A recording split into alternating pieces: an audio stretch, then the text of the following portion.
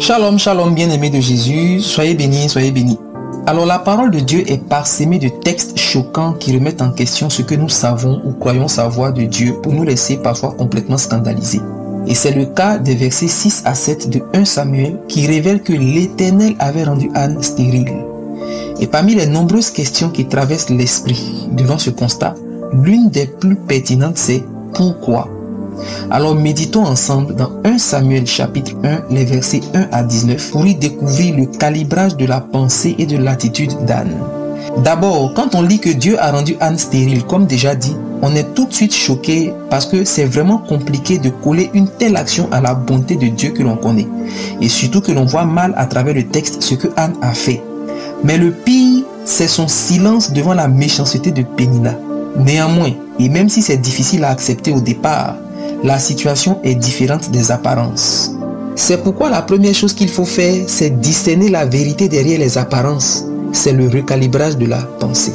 En analysant les choses avec minutie, on peut remarquer 3 indices majeurs qui révèlent la supercherie derrière ce qui est observable. En premier, les versets 3 à 7 témoignent de ce que chaque année la famille monte à Silo pour adorer Dieu avec le sacrifice annuel. Et c'est à l'occasion de cette adoration que Pénina mortifie Anne. Mais pourquoi la brimer au moment où il est question d'adorer l'Éternel? Bon, peut-être à cause de la double portion. Mais le deuxième indice est encore plus révélateur.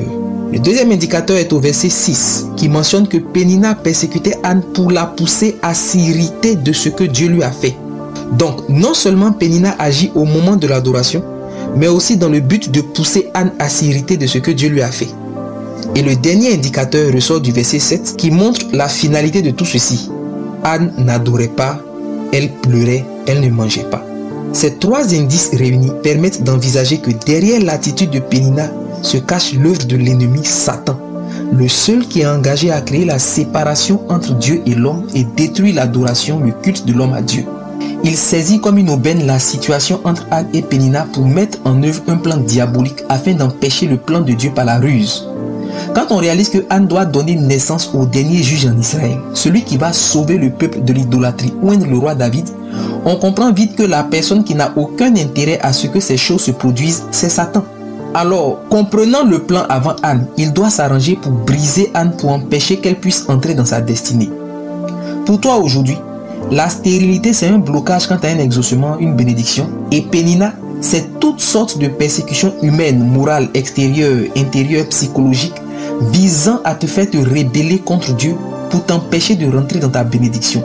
Alors lorsque Dieu t'a rendu stérile et que Pénina t'attaque pour te faire te rebeller contre Dieu et anéantir ta vie de prière, sache que c'est l'ennemi qui t'attaque, car il a compris avant toi ce qui se cache derrière ta stérilité et il veut empêcher que toi tu comprennes.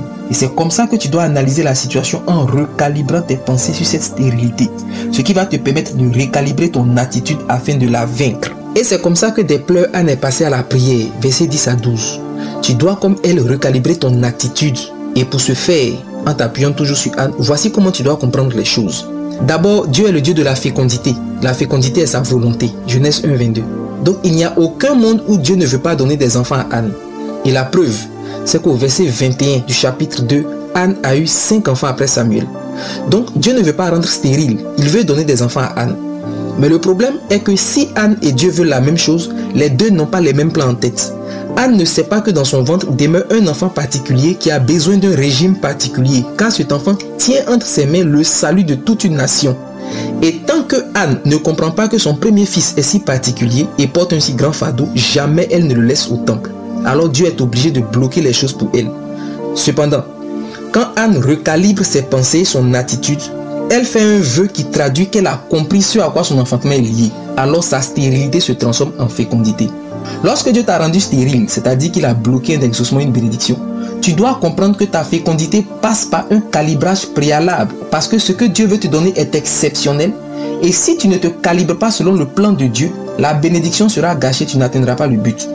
Tu dois calibrer tes pensées pour ne pas accuser Dieu et refuser de tomber dans le piège de Satan derrière Pénina. Parce que lui, Satan, il a compris la gloire derrière cette stérilité. Et toi, tu dois chercher Dieu dans la prière, la méditation et le jeûne, afin que Dieu te révèle son plan derrière le Samuel que tu demandes, et afin que tu saches poser le bon geste qui débloquera sa venue. Alors je prie pour toi. Je prie que toute pensée de découragement ou de frustration libère la place à l'espérance et à la joie.